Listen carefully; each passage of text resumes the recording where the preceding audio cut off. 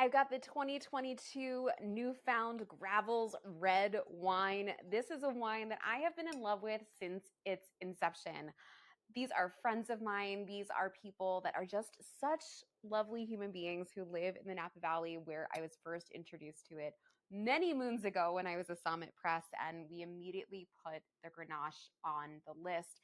This is actually a blend of a few different grapes and a newer release from them, and I'm very, very excited to bring it to the wine club. I know that we often talk about location specificity as being a primary component of what we can sort of look to when we're trying to figure out whether a wine is quality or not. We love to see a more specific location, but this is sort of the exception to that rule.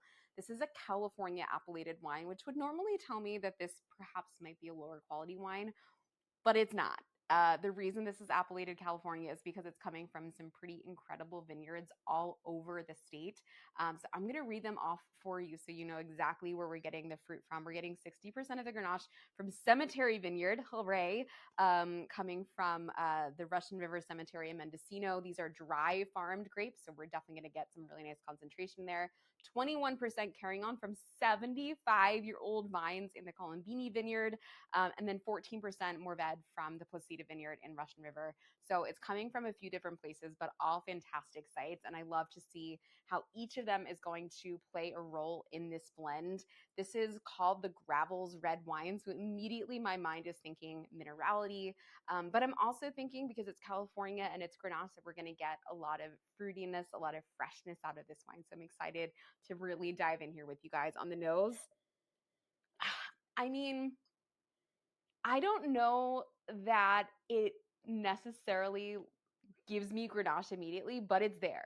It's definitely giving like a little bit of that strawberry, that tart sort of strawberry, but it's not giving me the strawberry fruit roll up that I often get with Grenache, which I actually think is a really cool, fun thing.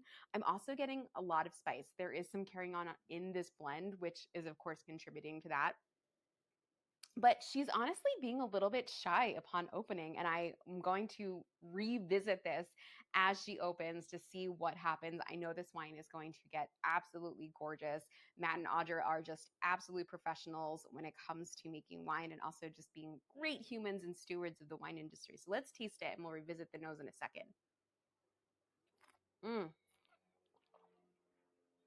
there's that texture. Oh, that is exactly what I was hoping for. Okay.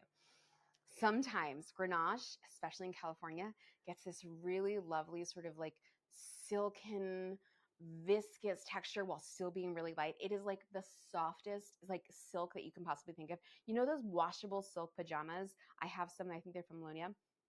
You know how they feel just so soft and delicate and light, and they kind of glaze over your skin, but they're also like really comforting. That's really what this wine feels like. Texturally, this is exactly what I was hoping this wine would be, and it's delivering. I am very excited about that. It's also giving you a lot more fruit on the palate than it was in the nose. I think this nose is just being super shy. So if you're enjoying this wine for the first time, give this a minute, allow it to open up. This is definitely going to open over the course of the next few minutes. Let's taste it again.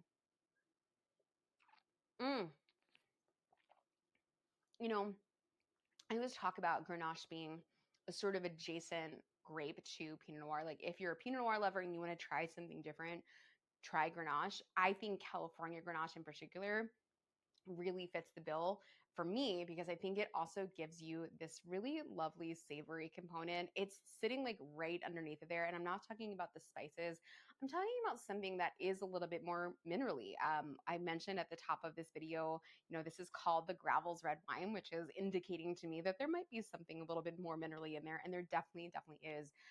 It's really sort of bolstering what's happening with all the fruitiness of this wine, but it's also giving you something that feels a little bit more coy, like it's raising its eyebrow at you.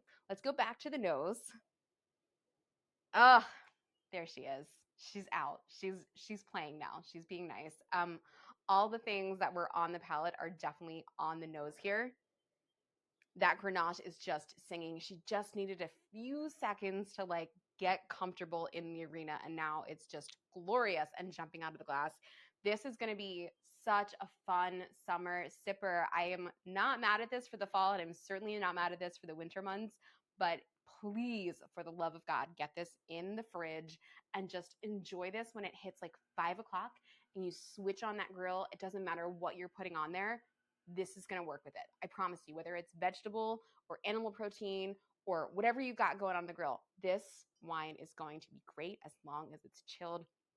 Just have a little fun with it. I love a chilled red wine in the summer, and this is exactly what this is going to fit the bill for. The tannins are super, super soft. The acid is there, but it's not the first thing that we're tasting. But it's just got this textural thing that I just want more and more and more of. Cheers to Matt and Audra. Amazing, amazing wine. I'm super excited about this. I hope you guys absolutely love it. I think you will. I know you will. Cheers.